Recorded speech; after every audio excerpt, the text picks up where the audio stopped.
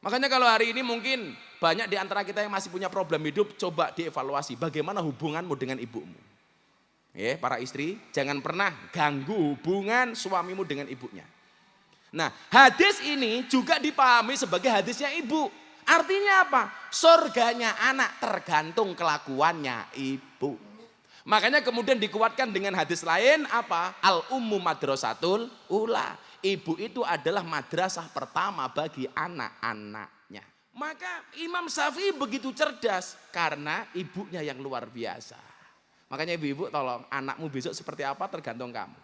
Maka saya selalu mengatakan begini, saya kemarin pengajian akhir sana di Pondok Sidoarjo. Ini besok tanggal 22 haulnya bawa Hasbullah. Saya diminta untuk sedikit refleksi tentang bawa Hasbullah. Saya bilang, kita tidak bisa memilih dilahirkan oleh siapa. Tapi kita bisa menjadikan anak kita seperti apa. Saya ulangi, kita tidak bisa memilih dilahirkan oleh siapa. Jadi kalau orang berbicara, wah, ini nasabnya nggak jelas. Banyak loh imam besar itu yang bapaknya hanya seorang tukang ngarit. Contoh, ada ulama namanya Abdullah bin Mubarak. Mubarak itu hanya penjaga kebun anggur. Anaknya menjadi ulama besar, alim alamah, namanya siapa? Abdullah bin Mubarak. Jangan menghina. Inilah salah satu faktor yang harus kita perhatikan ketika memilih lembaga pendidikan untuk anak kita. Apakah di dalamnya mengajarkan kepada anak-anak kita tentang kebangsaan? Apakah guru-gurunya paham dengan hubbul waton? Apakah guru-gurunya memahami apa itu toleransi, apa itu kebinekaan dan lain sebagainya? Apa iki santri ora aji nggak beruntung? Musim pandemi kaya ngene bapak ibumu ra iso ngopeni awakmu, ijik dipakani karo bunda. Mila manuto. Saya sering ngomong apa? Saya sering nyindir santri itu kurang kejem apa Jen? Saya bilang apa? At imil kalba salasa ayamin sayat guru ka fisalasi sanawatin. Wat imin nas salasa sanawatin sayang saka fisalasi ayamin. Berikanlah makan kepada anjing 3 hari, maka dia akan mengingatmu selama 3 tahun. Berikanlah makan kepada manusia 3 tahun, maka dia akan melupakanmu selama 3 hari.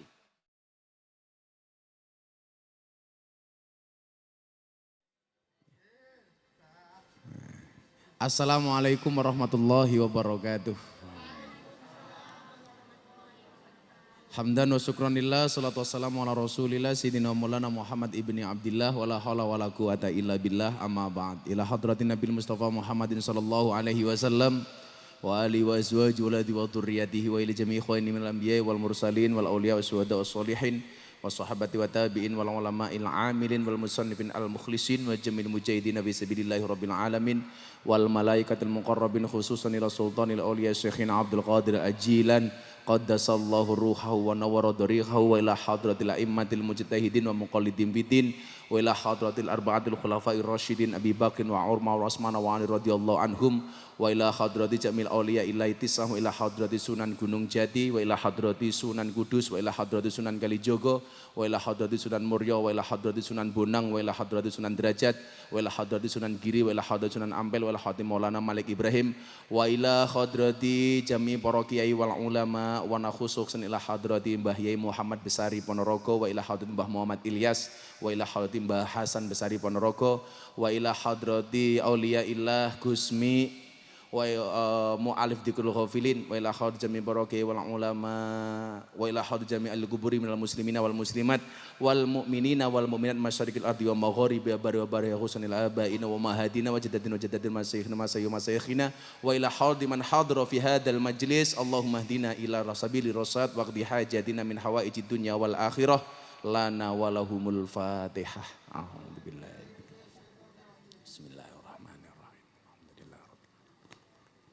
Iyyaka na'budu wa iyyaka nasta'in ihdinas siratal ladzina an'amta 'alaihim. Wa qala ta'ala innallaha malaikatahu yusholluna 'alan nabi ya ayyuhalladzina amanu shallu 'alaihi wa sallimu taslima. Shallu 'alan nabi Muhammad. Allahumma shalli sholatan kamilatan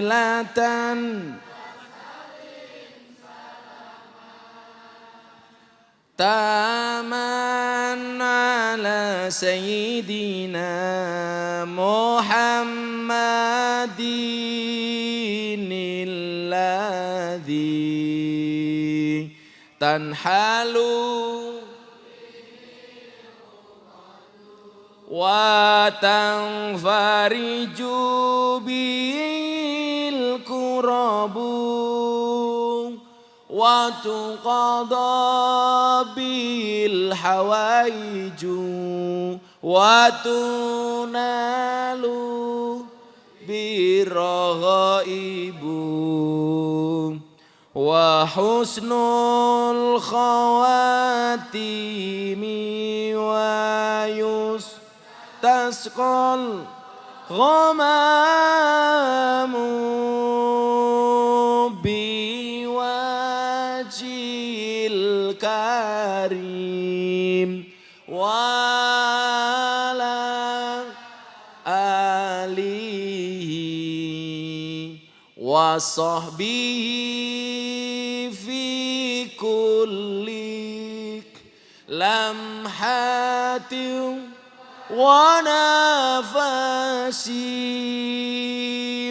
nafasim bi'adadin kulli ma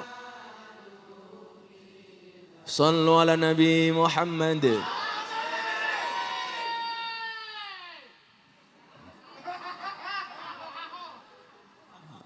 Bunda tadi mana kok hilang? Bunda, sini Beb. Aku nggak bisa hidup tanpamu. Bunda sini sayang. Sini sama Mbak Yan sama. Sini. Ini Bunda sini sama apa sini? Sini. Rono ya, gini Bunda ya. Sini sayang. Sini. Sama apa sini? Ayu nih. Ini sayang. Wong aku nyonyok lali. Bojone sapa ki ayu men. Niki berkait dengan tahun ajaran baru, pengajian dalu menika membahas babakan anak. Moga-moga sing rung duwe anak cepet duwe anak. Nggih. Nah, kita juga malam hari ini karena beliau besok akan melantik PCNU Sleman sekaligus kehadiran tepuk tangan untuk Pak Sekjen PBNU Gus Hilmi Faisal.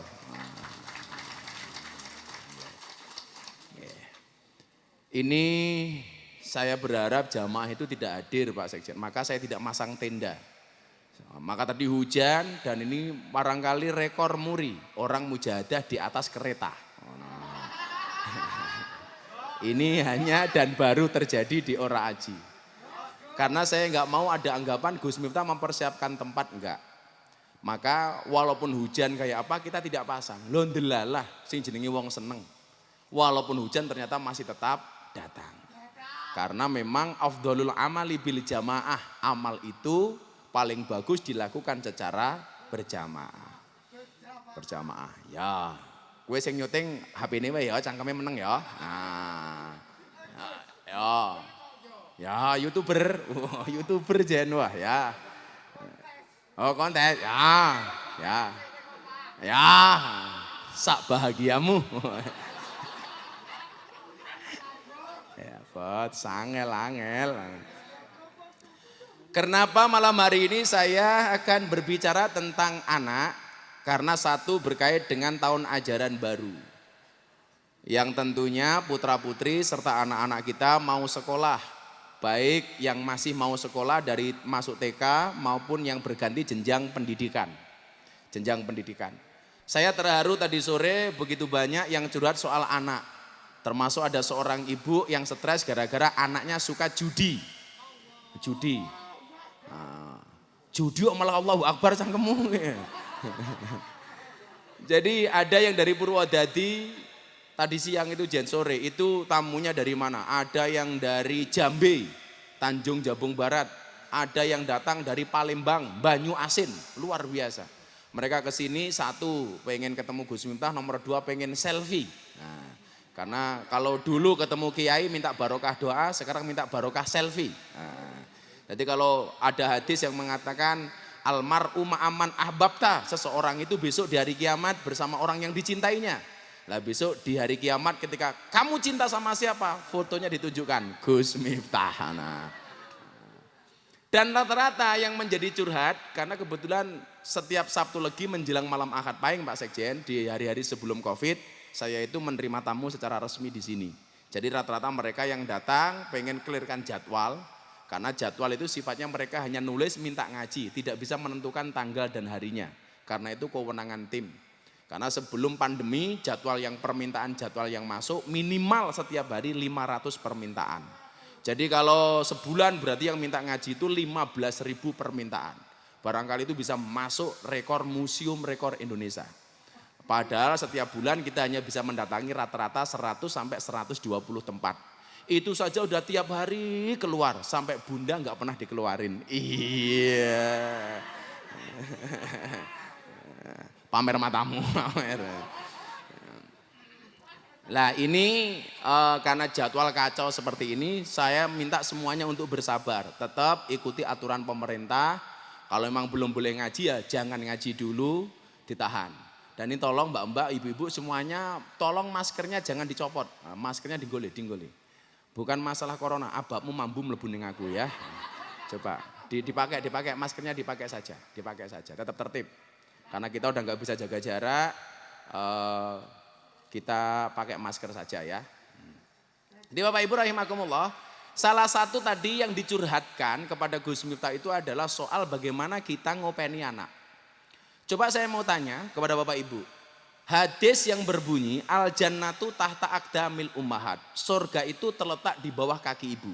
Pertanyaan Gus Miftah, itu dalilnya anak apa dalilnya ibu? Dalilnya ibu apa dalilnya anak? Ternyata hadis ini bisa dipahami dari dua kacamata. Kacamata pertama, hadis ini jelas merupakan dalilnya anak. Kalau hadis ini dipahami sebagai dalilnya anak, bahwa surganya anak mutlak terletak pada hormatnya kepada ibu. Maka Sayyidina Ali pernah mengatakan, kalau seandainya seorang anak berbuat baik dalam hidupnya 24 jam untuk berbakti kepada bapak ibunya, niscaya kebaikan anak tidak bisa membayar kebaikan seorang ibu, bahkan hanya untuk membayar saat ibu melahirkan anaknya. Jadi kalau seandainya anak berbuat baik 24 jam seumur hidupnya berbakti kepada ibunya, itu tidak bisa membayar jasa ibu melahirkan anaknya. Maka mutlak bahwa surganya anak terletak bagaimana dia hormat kepada ibu. Lah dulu anaknya kita yang pertama itu Mas Arki tanya, "Bah, kenapa surga itu terletak di bawah kaki ibu?" Oh, saya kan diam. Oh, anak saya tanya, kiai viral kok reson jawab. Kamu tanya apa? Kenapa surga itu terletak di bawah kaki ibu? Saya jawab, iya nak, surga itu terletak di bawah kaki ibu. Kenapa? Karena kalau di antara dua kaki ibu, surganya bapak. Angel. Menunggu anakku yang jawab, oh pantas tadi bunda jalannya pelan-pelan. Lah kenapa nak? Supaya surganya nggak rusak.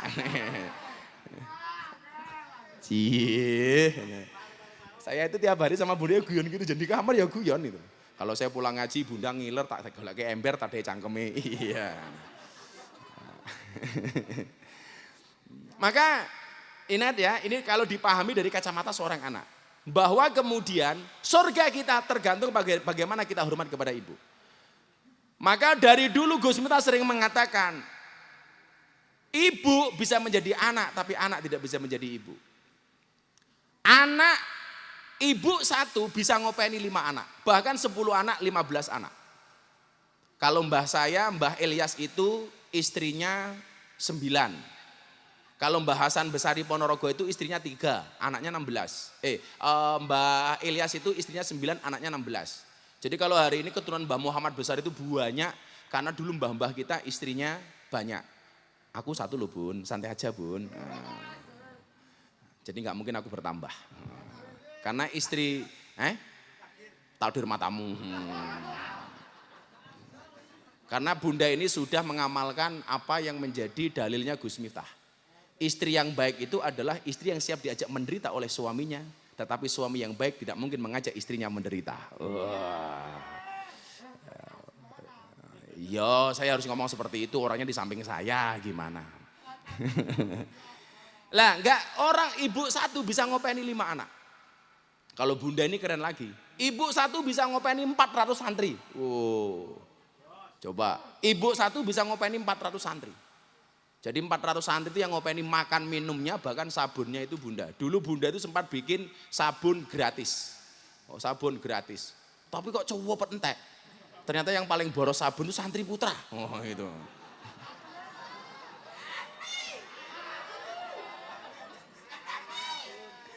Saya nggak tahu untuk apa itu, nggak tahu saya. Kita saya ngajari cahyo gitu. Nun. Itu. Diopeni bunda. Ibu satu bisa ngopeni anak 5, anak 10, bahkan anak 15. Coba, anaknya jam 1 malam bangun, seorang ibu terbangun untuk memberikan untuk ngomong anaknya. Nak, kenapa kamu bangun? Lapar, diopeni. Malam ngompol, seorang ibu bisa ganti popok anaknya. Tapi gantian anak sudah dewasa, 5 orang anak tidak bisa ngopeni ibu satu. Biasanya malah berebut. Untuk ngopeni ibu satu, 5 anak tidak mampu. Orang tua itu kan kalau sudah usia lanjut, biasanya apa? Sifatnya kembali seperti anak-anak.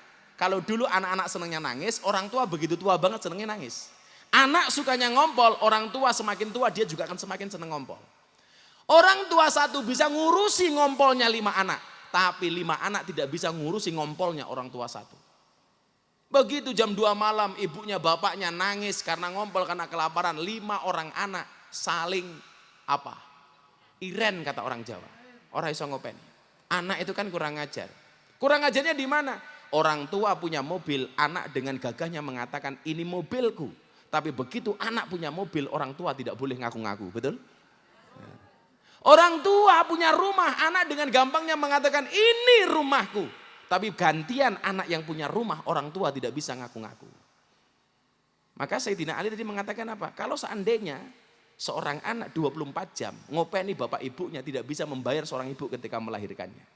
Maka saya punya cerita ketika ada seorang ibu datang ke rumah anaknya. Mengatakan apa? Adalah anak ini anak lanang. Ibunya mengatakan apa? Nak, ibu utang uang 100.000 untuk beli beras. Anaknya bilang apa?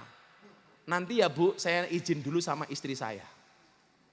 Coba, seorang anak dimintain uang 100.000 untuk beli beras, dia mengatakan apa? Saya minta izin dulu sama istri saya.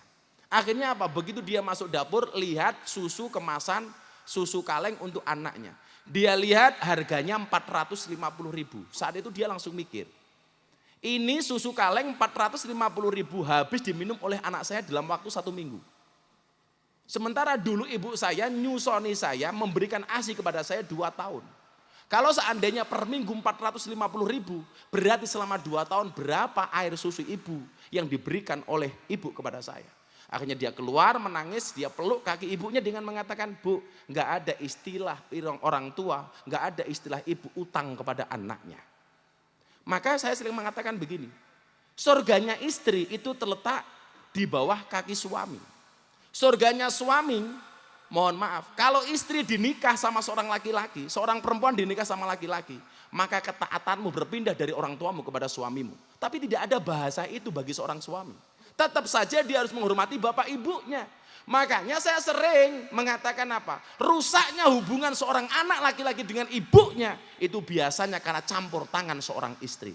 Maka istri harus paham, gedene bojomu kuwi mergo susune mbokne ora mergo susumu.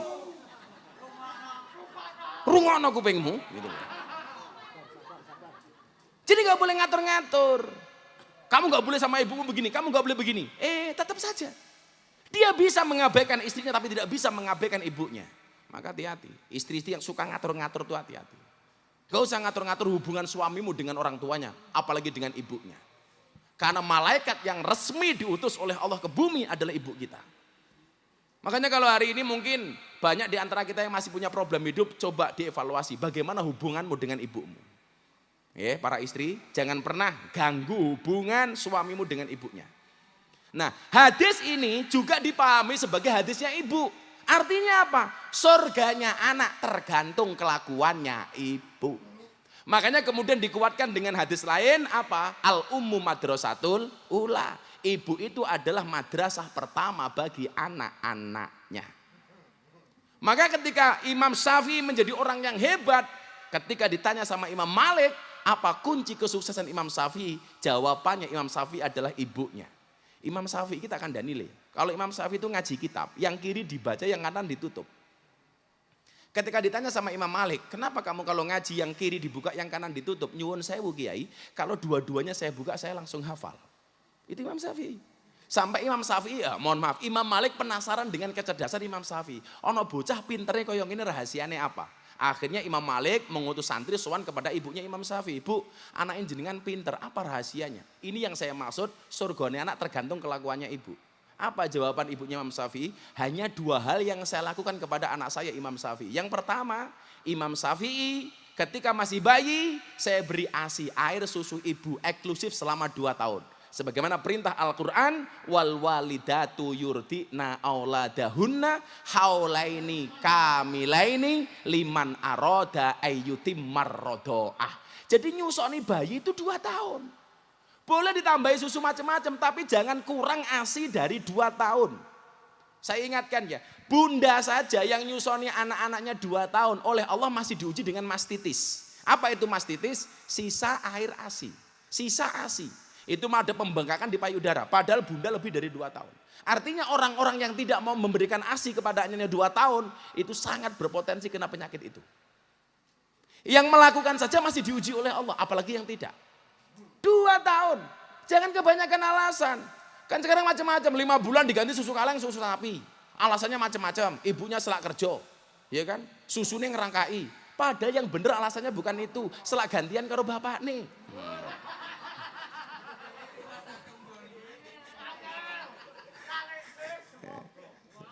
Coba 2 tahun, bagaimanapun ASI itu bagus. ASI itu maknanya macam-macam, ya kan? Yang jelas ASI itu kata Wawin praktis, ekonomis, demokratis dan dilindungi badan hukum. ASI itu praktis, kemasannya bisa dibawa kemana-mana. ASI itu ekonomis, kemasannya nggak gampang pecah. ASI itu demokratis, iso digo anak, iso digo bapak nih. Dan ASI itu dilindungi badan hukum BH.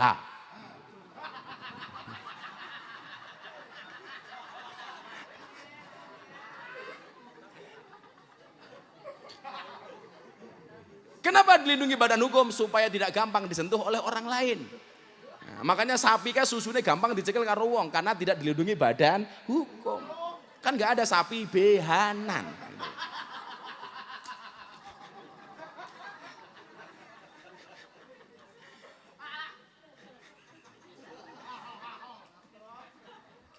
Yang kedua rahasianya apa? Kata ibunya Imam Syafi'i. Ketika Imam Syafi'i masih bayi, setiap kali saya menyusui Syafi'i, saya terlebih dahulu mengambil air wudhu.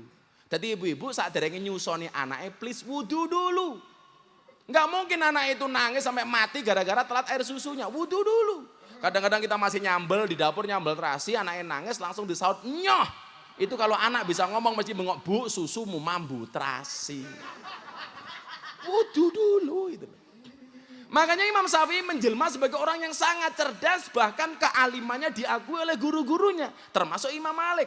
Ketika gubernur Madinah datang kepada Imam Malik untuk mensowankan Imam Syafi'i dan belum diterima oleh Imam Malik, karena dulu begitu Jen. Makanya saya itu sepakat dengan Gus Baha. Sepakatnya di mana? Orang itu dulu ketemu kiai sama ketemu pejabat lebih gampang ketemu pejabat.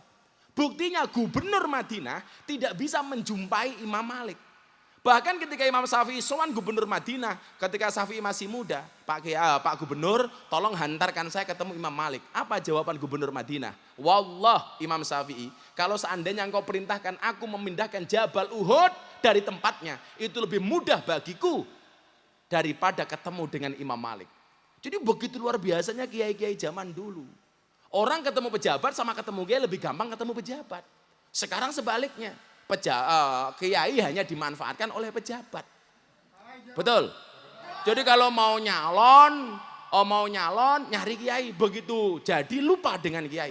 Yang bahasanya Gus Miftah apa? Lama-lama kiai hanya dianggap seperti daun salam, seperti laos. Apa kuwi? Lak masak sayur digolekin dhisik dhewe, sayure mateng diguak dhisik dhewe. Kan dancuk. Dulu pejabat gak seperti itu, gampang ditemui. Imam Malik lebih susah ditemui daripada. Makanya bener Gus Bah itu jangan diundang kemana-mana, disowani. Prinsipnya Gus Bah. Ketemu Gus Bah angel. Karena Gus Bah mengamalkan ilmunya Imam Malik. Itu bener. Ketemu Gus Bah susah. Harus seperti itu. Sing ngomyang ning dalan kaya kula. Kenapa? Karena saya bukan ulama. Karena Gus Miftah bukan kiai. Jadi ya ngalor ngidul. Sing ning pondok disowani wong biar Gus Bah. Maka Imam Syafi'i begitu cerdas karena ibunya yang luar biasa. Makanya ibu-ibu tolong anakmu besok seperti apa tergantung kamu. Maka saya selalu mengatakan begini, saya kemarin pengajian akhir sana di Pondok Sidoarjo. Ini besok tanggal 22 haulnya bawa Hasbullah. Saya diminta untuk sedikit refleksi tentang bawa Hasbullah. Saya bilang, kita tidak bisa memilih dilahirkan oleh siapa. Tapi kita bisa menjadikan anak kita seperti apa. Saya ulangi. Kita tidak bisa memilih dilahirkan oleh siapa. Jadi kalau orang berbicara, wah, ini nasabnya nggak jelas. Banyak loh imam besar itu yang bapaknya hanya seorang tukang ngarit. Contoh, ada ulama namanya Abdullah bin Mubarak. Mubarak itu hanya penjaga kebun anggur. Anaknya menjadi ulama besar, alim alamah, namanya siapa? Abdullah bin Mubarak. Jangan menghina. Jadi jangan kemudian Anda terpana dengan nasab. Saya malu nggak punya nasab besar. Saya besok di refleksi Mbak Wahab akan saya sampaikan salah satu call-nya Imam Syafi'i mengenai nasab. Bagaimana kita memandang nasab? Dikatakan a'rifu angsabakum tasilu arhamakum. Kamu cukup mengetahui siapa nasabmu supaya kamu bisa menjalin silaturahmi di antara kamu. Tapi nggak boleh kita mengatakan iki lho mbahku wong top. Kalau saya nyuwun sewu, ada orang bangga dengan nasabnya seharusnya malu. Kenapa? Mbahne wong top sementara dia bukan siapa-siapa. Di saat dia ngomong mbahku orang hebat, sementara dia tidak menjadi apa-apa. Seharusnya malu. Betul enggak? Mbahku wong ampuh. Ketika dia ngomong seperti itu dia tidak ampuh. Malu. Makanya saya pernah cerita sama bunda. Saya dulu ketika mau dipek mantu sama kiai besar, saya enggak mau. Kenapa? Kalau saya jadi mantunya orang top, saya melu ngetop, orang bilang, ya lumrah Miftah kayak ngetop, wong soalnya di umur tua top. Kalau saya nggak bisa ngetop, orang kan bilang lagi, halah morotuane top kok mantune raiso top. Mendingan saya mencari morotua sing biasa-biasa saja, sing soleh. Bila perlu gampang tak hapusi. Orang mungkin aku ngapusi morotua gue dan apa? Lewang aku biyen kurip melu morotuaku kok. Aku ngaji pertama ki motor nyilih morotuaku kok. Morotuaku lah ya apik banget toh. Apa menehi anak menehi motor atau menehi motor plus menehi anak sing motor sing iso ngentut. Iya. Masuk, Dek.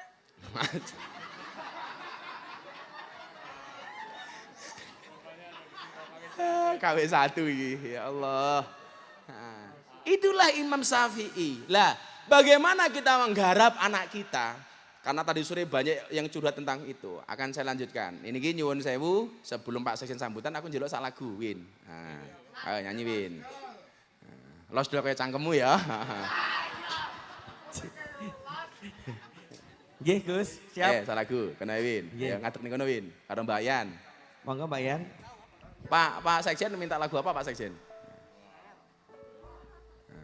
Ingkang Nyanyi di situ aja, nggak usah maju nggak apa-apa, di situ aja. Nggih. Itu Mbak Yan mic-nya, nah, di situ aja. Lagunya apa Pak Sekjen?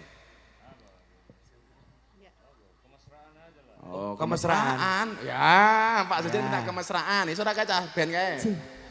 Ora iso mulih wae. Pengajian ireng-ireng kaya layatan.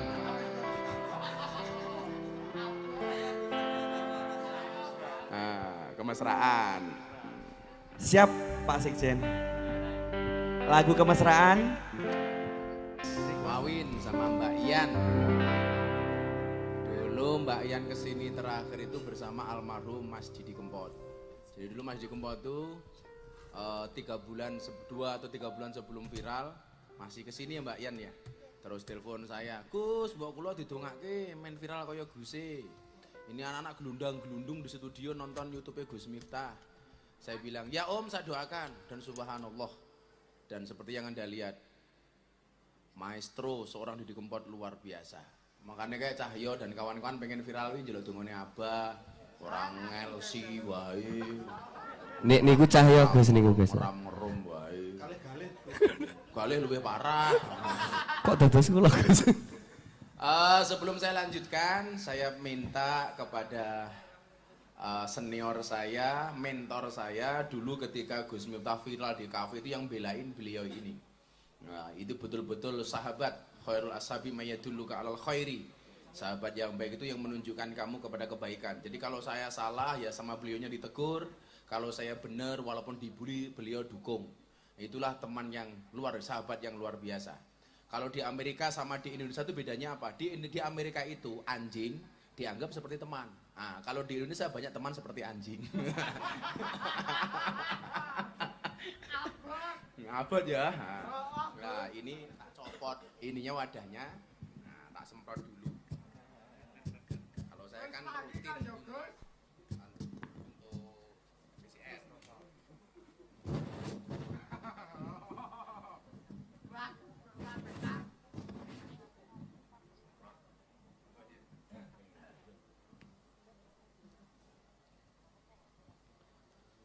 Assalamualaikum warahmatullahi wabarakatuh. Bismillahirrahmanirrahim. Alhamdulillahirabbil alamin. Allahumma shalli ala sayyidina Muhammadin abdika wa nabiyyika wa rasulika nabiyil ummi wa ala alihi wa sahbihi wa sallim tasliman biqadri 'azamati dzatika fi kulli waqtin wa hin. Amma ba'd. Akhinal fadil, Sahibul Ma'had, sahabat saya Gus Miftah. Alhamdulillah beliau senantiasa istiqomah di jalur dakwahnya beserta Bunda. Para tetamu yang hadir, Bapak Ibu dan saudara sekalian. Monggo kita sami maos sholawat tibil qulub. Mudah-mudahan ini menjadi wasilah dari penyembuhan, baik penyembuhan badan kita yang sedang sakit maupun semoga kita senantiasa dalam penjagaan, juga obat hati agar kita senantiasa dalam kedamaian. Allahumma salli ala sayyidina Muhammadin tibil qulubi wa dawaiha wa afiyatil abdani wa shifaiha wa nuril absari wa diyaiha wa ala alihi wa sahbihi wa sallim. Alhamdulillah Bapak Ibu sekalian, tadi kenapa saya minta lagu kemesraan? Karena saya ingin belajar kemesraan dari Gus Miftah dan Bunda yang selalu mesra di depan kita semua. Ya. Mau ini acting atau kisah nyata, pokoknya beliau telah menunjukkan satu teladan, satu contoh kepada kita semua. Mudah-mudahan ini kayak drakor aja nih ya. Mudah-mudahan menjadi contoh untuk kita semuanya. Dan ada yang satu hal beliau bisa kerjakan dan tidak semua dari kalangan kita ini bisa mengerjakan. Apa itu? Dakwah di tempat remang-remang. Ya. Kelab malam. Ya.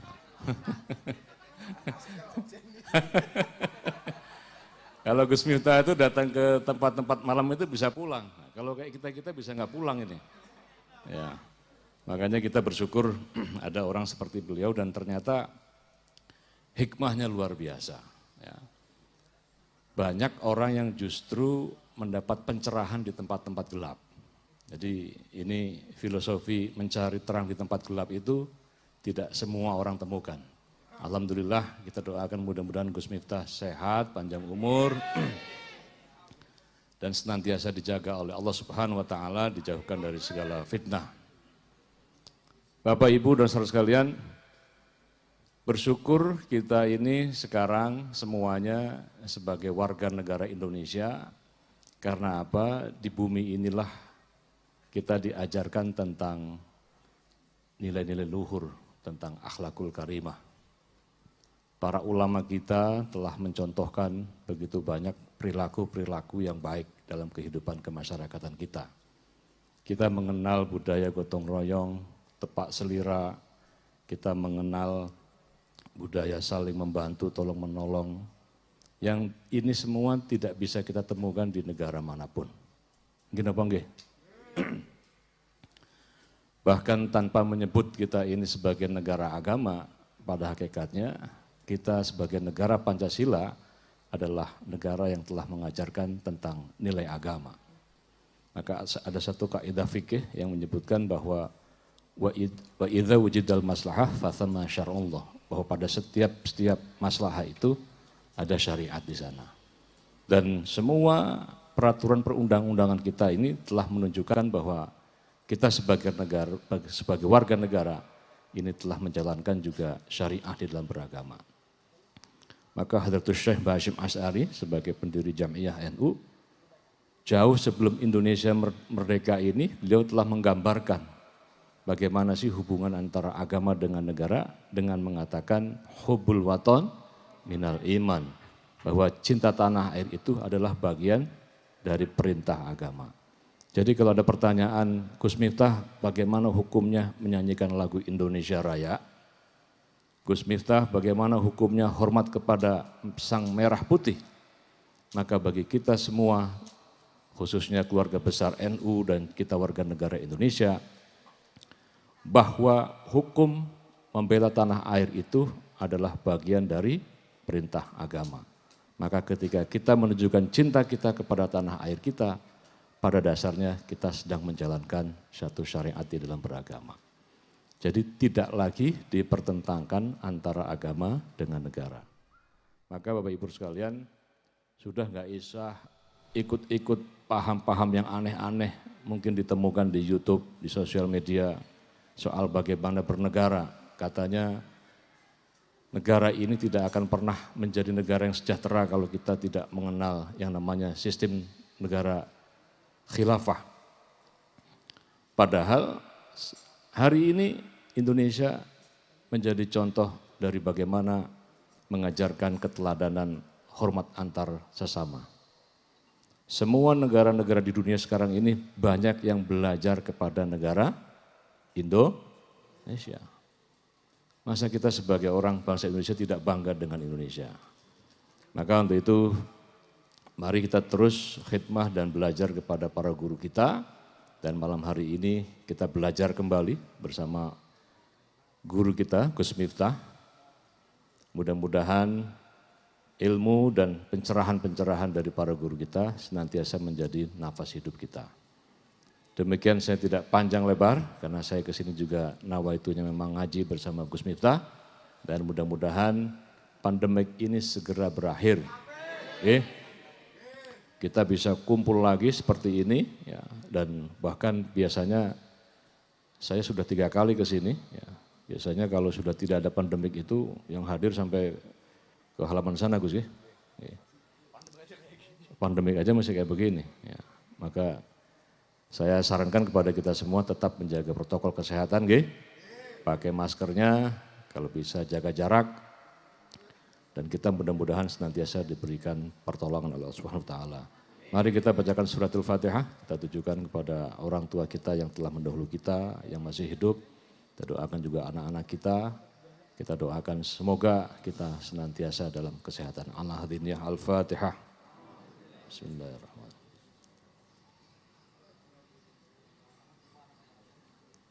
Matur sembah nuwun, bil maaf, wallahul muwaffiq ila aqwamit thoriq. Assalamualaikum warahmatullahi wabarakatuh. Matur nuwun Pak Sekjen yang selalu menyempatkan waktu. Saya tak kasih mic-nya, tak kasih kondom. Jangan kamu menang weh, banter-banter. Angel. Ya, pun. Tadi Pak Sekjen sudah nyangkut sedikit soal kebangsaan. Inilah salah satu faktor yang harus kita perhatikan ketika memilih lembaga pendidikan untuk anak kita. Apakah di dalamnya mengajarkan kepada anak-anak kita tentang kebangsaan? Apakah guru-gurunya paham dengan hubbul waton? Apakah guru-gurunya memahami apa itu toleransi, apa itu kebinekaan dan lain sebagainya. Pak Sekjen, saya sering matur begini. Saya kemarin tersinggung berat dengan Menteri Pendidikan sebelum sowan ke PBNU terkait hilangnya nama Mbah Hasyim Asy'ari, Hadratus Syekh Hasyim Asy'ari dari Kamus Besar Bahasa Indonesia, Sejarah Indonesia. Tersinggungnya di mana? Selain Mbah Hasyim ini merupakan muassis Nahdlatul Ulama, beliau ini adalah merupakan pahlawan nasional.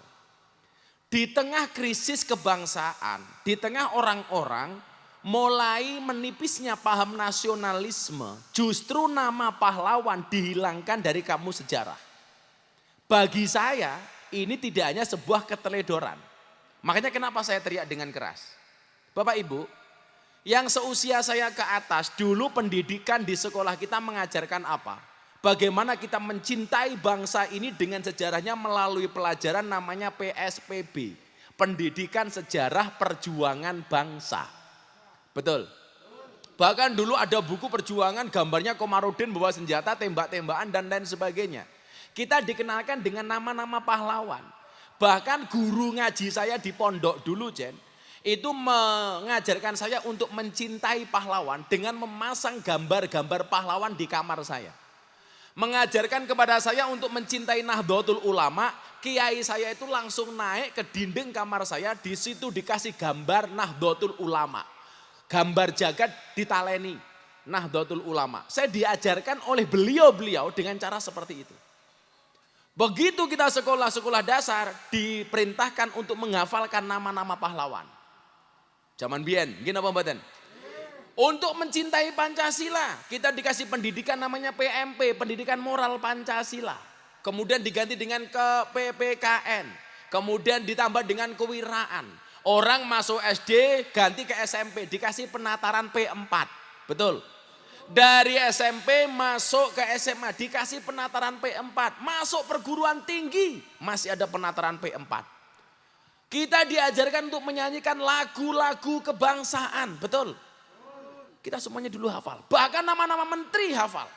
Coba sekarang dilihat, gak ada lagi pendidikan sejarah perjuangan bangsa. Yang diajarkan cuma 3 mata pelajaran untuk ujian akhir nasional, UAN. Gini apa mboten? Sekarang anak-anak kecil sudah tidak lagi kenal dengan nama-nama pahlawan seperti Cut Mutia, Cut Nyadin. Kenalnya siapa? Cut Tari, Cut Keke, Cut Mining. Ya, gak kenal lagi. Orang sudah tidak kenal lagi apa itu Pancasila. Kita kalau santri di sini, Jen, wajib hari Senin mereka untuk melaksanakan upacara bendera komplit. Ada yang membaca Pancasila, ada yang membaca Undang-Undang Dasar 1945. Bahkan mereka upacara sambil sarungan, tapi semuanya hormat bendera. Makanya ibu-ibu kalau cari menantu santri, alah cuman sarungan Gus, jangan lihat sarungnya, lihat isinya. Maka saya sarankan kepada ibu-ibu hari ini yang mencari sekolah untuk anak-anaknya, tolong perhatikan faktor-faktor itu. Kalau guru-guru di dalamnya seperti di Boyolali yang mengatakan hormat kepada bendera haram karena itu tauhid, jangan pilih guru-guru seperti itu. Kenapa? Karena kalau kita mengkaji lebih lanjut, salah satu kesuksesan seorang murid itu berangkat dari guru. Makanya kalau kemudian ada 6 syarat kita mendapatkan ilmu, yang nomor terakhir apa? Wa irsadul ustadzi, dia mendapatkan petunjuk dari guru. Makanya dzakaun wa khirsun wa jtihadun wa dirhamun wa subatil ustadzi wa tulu zamani. Yang kelima itu apa? Yang kelima, yang pertama adalah dzaka, cerdas. Artinya cerdas itu anak ora edan. Walaupun biyen santri pertama ora aji ya rada edan. Nah, jadi ada orang tua datang ke sini, Gus minta kula nitip anak kula mondok di ora aji. Nggih saya terima. Tapi ya itu Gus, anak saya kurang saon. Berarti rada edan. Nggih. Saya tanya, kenapa dipondokkan di ora aji? Iya, karena di ora aji kiainya juga rada edan. Matamu aku ngono. Nah, sama-sama. Zaka, pas mbahmu. Awas we cahyo. Zaka, cerdas. Wa khirsun. Khirsun itu artinya tomak. Tomak. Jadi tomak harta itu haram, tapi tomak ilmu boleh. Kalau tomak duit gak boleh. Makanya saya kenapa kemudian gak ngerokok? Karena saya menghindari tomak. Karena al-alimu idha toma ala yakulul haq. Orang itu kalau ngalim, walaupun dia alim tapi punya rasa tomak, dia gak mungkin bisa ngomong benar. Kalau saya sukanya ngerokok, ada orang datang ke sini mesti saya tomak. Kira-kira si Wawin kayak nggawa rokok apa ora? Dan jamaah yang sowan ke saya pasti mikir, masa aku sowan Gus Miftah orang nggawa rokok. Itu ajaran bapak saya. Kowe aja ngerokok le, senajan bapak ngerokok. Bapak saya itu dulu perokok berat, sekarang berhenti. Dulu zaman ngerokok ngeyeli ra umum. Saya kasih buku bahaya merokok, dibaca sama bapak saya. Langsung saat itu dia berhenti membaca. Bukan merokok, membaca. Bapak saya bilang, gue rasa ngerokok li. Kamu kalau ngerokok pasti kamu tomak. Itu bapak saya aja. Makanya kenapa saya nggak ngerokok? Karena kalau saya ngerokok, Mas Dayat, Mas Wahyu datang ke sini, pasti saya mikir, kayak nggak rokok apa ora ya. Dan jamaah yang hadir pasti mikir, Gus Miftah rokok apa? Maka saya nggak mau ngerokok. Wakhir sun, dzaka wakhir sun. Jadi orang toma ilmu itu boleh, tapi kalau toma harta nggak boleh. Makanya toma itu hurufnya nggak ada yang menyenangkan. Tok, bokongnya gede, awake cilik. Mem, ndase gede, sikile cilik. Sing medeni ngain, cangkeme ombo, wetenge gede. Ngain itu. Ana weteng gede. Wajtihadun, nemen-nemeni.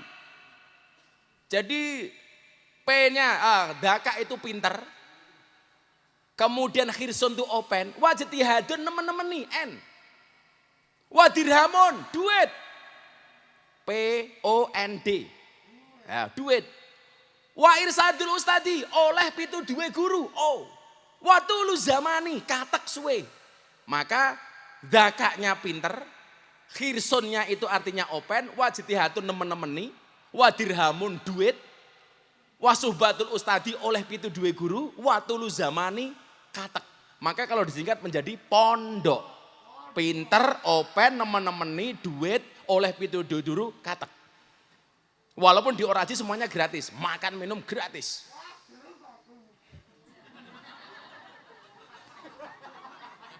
Mumet ndasku.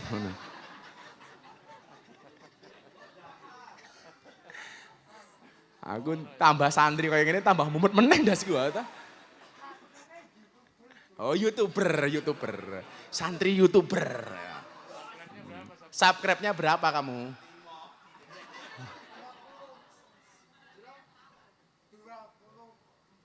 24, luar biasa. Mudah-mudahan besok subscriber kamu mengalahkan Atta Halilintar. Wah. Namamu siapa?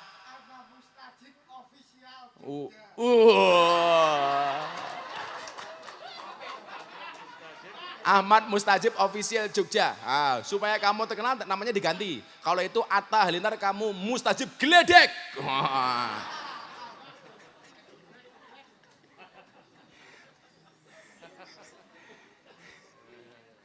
Jadi oleh pitu dua guru. Bahkan kalau kita ngaji lagi dalam kitab taklim.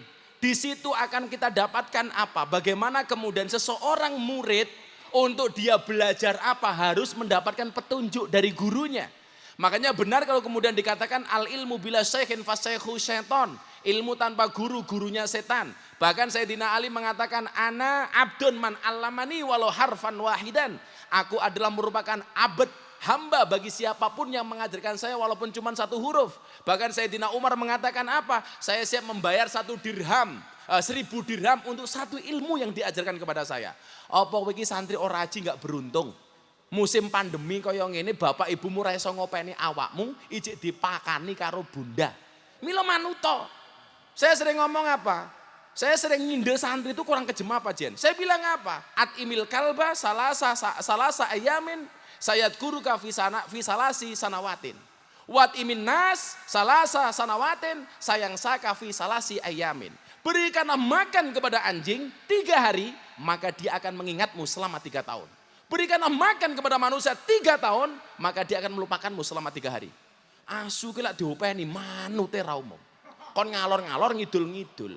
Lah santri kadang-kadang bendino diopeni, kuwi ra kalah manut karo asu. Maka saya bilang ini asu yang berkesantrian sama santri yang berkeasuan tak ada. Wong iya ono. Ya melu guyu gitu loh. Bunda itu kalau curhat sama abah mau perkara sepele. Bah, Ahad paling bulan kemarin kita belanja 250 sendok. Sekarang tinggal 15, bah. Jadi santri oraji itu keren, yang dimakan tidak hanya nasinya, sak sendok-sendok.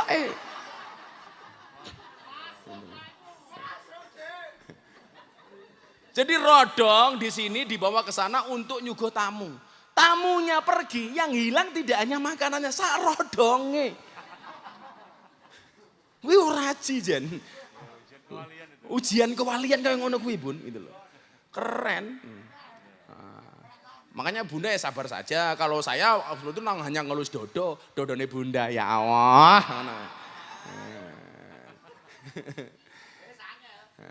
Jadi tolong ibu-ibu perhatikan itu. Kita lihat kemudian kesuksesan seorang Imam Syafi'i. Ketika dia ngaji di kota Makkah bersama Abu Uyainah. Kemudian dia berangkat ke Madinah ngaji kepada Imam Malik. Sampai begitu cintanya Imam Syafi'i kepada Imam Malik. Kemudian menumbuhkan rasa cintanya Imam Malik kepada Imam Syafi'i. Sampai puncaknya adalah ketika Imam Malik bermimpi ketemu dengan Rasulullah. Justru Rasulullah kirim salam untuk Imam Syafi'i. Yang mimpi gurunya, Rasulullah nitip salam untuk muridnya Imam Syafi'i. Apa kata Rasulullah kepada Imam Malik? Baligh salami ila Syafi'i. Ini adalah puncak kenikmatan. Seorang guru memimpikan muridnya dan murid memimpikan gurunya. Kenapa? Karena adanya mahabbah di dalam hatinya. Makanya Tuan Guru Zaini Abdul Ghani Martapura, beliau mengatakan apa? Tidak mungkin Rasulullah hadir di dalam mimpimu selama kamu tidak mencintai ahli warisnya. Bagaimana kemudian Rasulullah akan hadir di dalam mimpimu sementara kamu membenci ahli waris Rasulullah? Siapa? Al ulama alladzina hum warasatul anbiya. Makanya kalau kita pengen Rasulullah hadir di dalam mimpi kita, salah satu syaratnya menurut Tuan Guru apa? Kita harus mencintai ahli warisnya Rasulullah. Siapa? Ulama dan kiai. Baligh salami ila Syafi'i. Wahai Imam Malik, sampaikan salamku kepada Syafi'i. Akhirnya begitu bangun, Imam Malik mencari santri senior untuk sowan kepada Syafi'i. Sampaikan mimpiku kepada Syafi'i. Pak Kiai Syafi'i, santrinya datang. Tadi malam Pak Kiai Imam Malik mimpi ketemu dengan Rasulullah. Dan Rasulullah nitip salam untukmu wahai Imam Syafi'i. Imam Syafi'i bahagia, gurunya memimpikan dia sebagai santrinya. Akhirnya jubah yang dia pakai diberikan kepada orang ini. Karena Imam Syafi'i tahu, wa idha khuyyitum bitahiyatin fahayu bi asani minha. Kalau kamu dikasih penghormatan, kasih yang lebih, kasih bajunya. Sampai rumah ditanya sama Imam Malik, kamu dikasih apa sama gurumu, sama Imam Syafi'i? Nyuwun sewu Pak Kiai, saya dikasih jubahnya Imam Syafi'i. Apa kata Imam Malik? Saya pinjam jubahnya Imam Syafi'i, akan saya cuci jubahnya dan akan saya minum bekas air cuciannya. Coba, inilah berkah. Makanya kalau hari ini orang bilang air minum sisa kiai nggak ada berkahnya. Saya dulu tersinggung dengan seorang ustadz YouTube ketika Mbah Maimun Zubair pergi dari kursi kemudian air minumnya diperebutkan oleh santri. Dan dia mengatakan air minum bekas kiai nggak ada berkahnya. Ini salah. Imam Malik ngasih contoh. Bahkan jubahnya Imam Syafi'i dicuci dan air cucinya diminum oleh Imam Malik. Padahal jubah santrinya. Apa kata Imam Malik? Ini Syafi'i bukan orang main-main. Sampai Rasulullah nitip salam kepada Imam Syafi'i. Luar biasa. Karena guru. Makanya sekali lagi ibu-ibu. Nyari sekolah, nyari pondok. Perhatikan guru-gurunya. Pesan Gus Miftah. Sampai satu ketika Imam Syafi'i ngaji di Masjid Nabawi. Imam Malik sembunyi-sembunyi datang untuk mendengarkan pengajian Imam Syafi'i. Kenapa? Karena kalau terang-terangan khawatir konsentrasi Imam Syafi'i terganggu. Begitu mendengarkan pengajian dari Imam Syafi'i, dia nulis khot di tembok di dinding Masjid Nabawi. Apa yang dikatakan oleh Imam Malik? Man aroda ilmun nafis fa'alai bi Muhammad bin Idris. Barang siapa yang menghendaki ilmu-ilmu yang penting, hendaknya dia ngaji dengan Muhammad bin Idris Asy-Syafi'i. Ditulis di tembok Masjid Nabawi. Begitu selesai pengajian, Imam Malik pergi, Imam Syafi'i keluar. Melihat tulisan di tembok Masjid Nabawi, dia tahu ini adalah khotnya Kiai Imam Malik. Kemudian dia membaca dengan tersenyum, di bawah khotnya Imam Malik dia menuliskan satu kalimat. Apa tulisannya? Wa kaifa yakunu dzalik wa ana tilmidu Malik. Bagaimana saya bisa menjadi seperti ini? Wong saya adalah santrinya Imam Malik. Makanya kalau ibu-ibu mohon maaf menghendaki anaknya baik, tolong kalau mondokkan anak, menyekolahkan anak, cari guru yang baik. Minimal guru yang tadi dibilang oleh guru kita Pak Sekjen. Apa? Orang-orang yang paham kebangsaan. Jangan dikit-dikit mengatakan nasionalisme tidak ada dasarnya. Indonesia banyak orang aneh. Palestina yang dijajah sama Israel, kita orang Indonesia membantu mereka untuk mendapatkan kemerdekaannya, membantu Palestina untuk mencintai negaranya. Sementara ketika berbicara nasionalisme untuk Indonesianya mengatakan tidak ada dalilnya. Utek muki kuwalik tak kandani. Ayo. Mencintai bangsanya nasionalis katanya nggak ada dasarnya, nggak ada dalilnya. Ini banyak YouTube di mana-mana. Mendukung kemerdekaan Palestina, didukung. Nggak ada yang salah kita mendukung Palestina untuk merdeka. Karena apapun itu, Israel itu Zionis. Tapi lucunya apa? Kita mendukung Palestina untuk merdeka. Sementara kamu disuruh mencintai bangsa ini mengatakan nasionalisme tidak ada dasarnya. Itu namanya jaka sembung bawa golok, nggak nyambung. Ya kan banyak beredar tuh, nasionalisme nggak ada dasarnya. Utekmu iki kepiye? Palestina yang mau dukung kok masuk negaramu dewe orang mau dukung. Uteknya gimana coba? Makanya pesan saya, pesan Gus Miftah, tolong perhatikan guru-gurunya. Karena akan sangat berpengaruh terhadap perjuangan dan perkembangan bangsa ini. Makanya ibu-ibu tolong anaknya dipondokkan. Semuanya yang punya anak tolong dimasukkan ke pendidikan-pendidikan yang berbau ahlus sunnah wal jamaah. Bahkan kalau bisa ditambahi belakangnya ahlus sunnah wal jamaah an-nahdiyah. Makanya yang kopiahnya NU saya doakan masuk surga. Kopiahnya. Nggih, terakhir nggih sebelum kita berdoa, kula pesen, mau ada Pak Sekjen PBNU. Saya setuju dan saya ikhlas kalau kopiah ada tulisan NU-nya. Saya setuju ikhlas kalau jaket ada tulisan NU-nya. Baju ada tulisan NU-nya. Kaos ada tulisan NU-nya. Tapi saya nggak ikhlas kalau NU ditulis di sarung. Please. Jangan ada yang menggunakan lambang Nahdlatul Ulama dan tulisannya disablonkan di sarung. Anda sama sekali nggak takdim. Nggak takdiman wa ikroman terhadap Nahdlatul Ulama. Kebayang nggak kalau sarungmu ada gambarnya jagat ditaleni, ada tulisannya Nahdlatul Ulama, kamu masuk WC. Sarungmu mau cengkiweng, mau unggah kiri dia kue ngising. Ya Allah, mosok NU kon nyawang bokongmu. Oh pemenang kamu yang nguyuh ora cewek. Sarunge NU nguyuh ora cewek, malah sangune obat, diobat abet ke. Malah sangune ilmu tutul, ditutul-tutul ke. Makanya saya ulangi di mana-mana saya matur Jen, saya nggak ikhlas kalau tulisan NU dan lambangnya kamu sablonkan di sarung. Nggak mau saya. Dilarang keras, tolong bahasa ini diviralkan. Wih bocah-bocah YouTuber sama nombane. Wih itu dirumongso golek mangan saka cangkemku tak kandhani. Nggak boleh saya. Kita harus mencintai NU, tapi tidak dengan cara seperti itu. Kalau kemudian punya kalender dan tulisan NU, tolong jangan dibuang sembarangan. Jangan dibuang sembarangan. Saya itu orang yang kemudian terlalu fanatik untuk tidak menulis kalimat-kalimat thayyibah itu di kalender, di undangan nikah. Orang mau nikah ditulisi Arum 21 wa min ayati. Pentingnya apa? Undangan itu kan yang penting. Mohon kehadirannya hari sekian, tanggal sekian, jam sekian atas pernikahan anak saya. Bawahnya ditulisi mohon 200.000. Ngono ki tok toh. Bukan mohon doa restu 200.000 gitu. Ada ditulisi ayat. Demikian juga dengan kalimat atau tulisan atau gambar Nahdlatul Ulama. Tolong. Kalau Anda pakai jaket, pakai kopiah, ada tulisan NU, masuk toilet dicopot lah. Bukan masalah suci enggak suci. Tapi apa?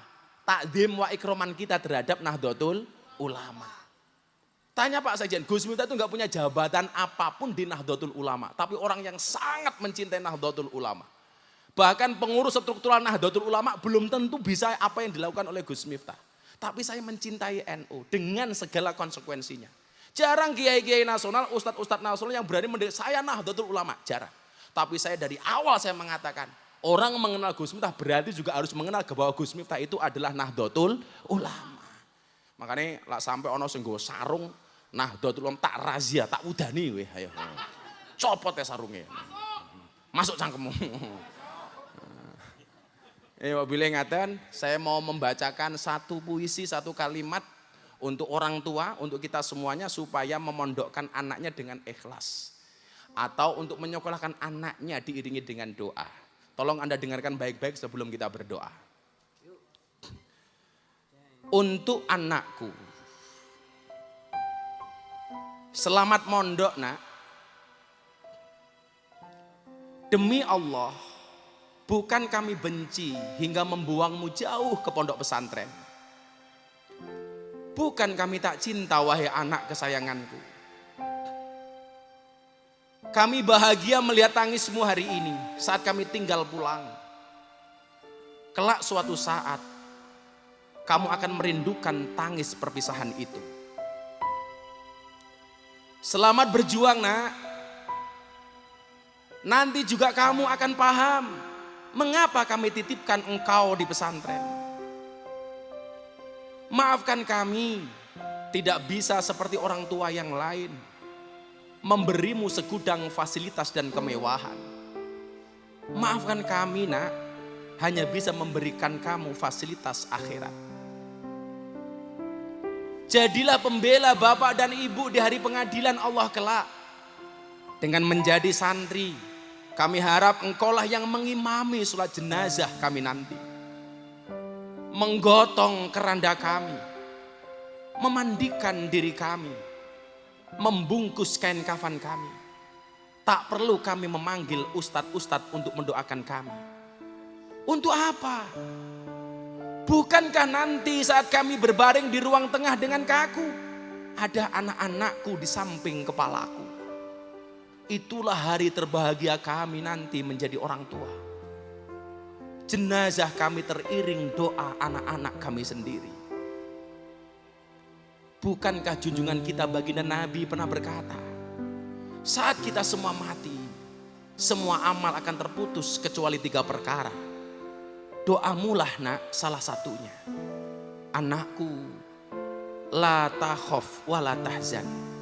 Janganlah kamu takut, janganlah kamu sedih. Di pesantren sangat mengasihkan nak. Temanmu teramat banyak seperti keluarga sendiri. Pengalamanmu akan luas, jiwamu akan tegar. Kesabaranmu akan gigih.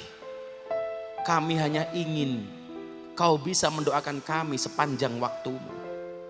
Menyayangi kami di hari tua kami nanti. Selayaknya kami sayang engkau di hari kecilmu. Kami tak ingin nanti ketika jenazah kami belum dikuburkan, namun kamu dan adikmu sudah menghitung-hitung harta hingga permusuhan pun terjadi. Selamat berjuang nak. Dengarkan ustadz dan semua gurumu. Muliakan mereka seperti kau muliakan bapak ibumu. Beliau adalah pengganti bapak ibumu di rumah. Selamat berproses nak. Berbahagialah. Tersenyumlah. Kelak kamu akan paham maksud dan tujuan kami. Untuk semua anak kita, Al-Fatihah. Bismillahirrahmanirrahim. Shiratal ladzina an'amta 'alaihim ghairil maghdubi 'alaihim. Hasbi Rabbi Jallallah ma fi qalbi ghairullah Nur Muhammad sallallahu la ilaha illallah hasbi Rabbi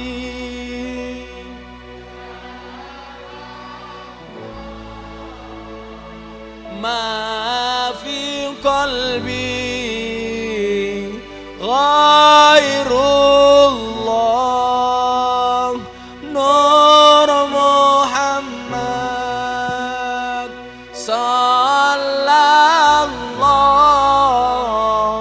la ilaha illallah Hasbi Rabbi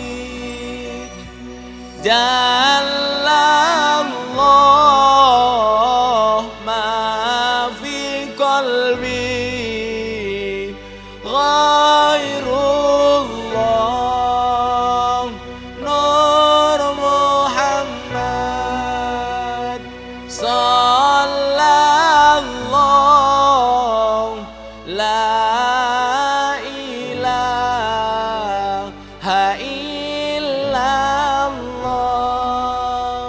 Hasbi Rabbi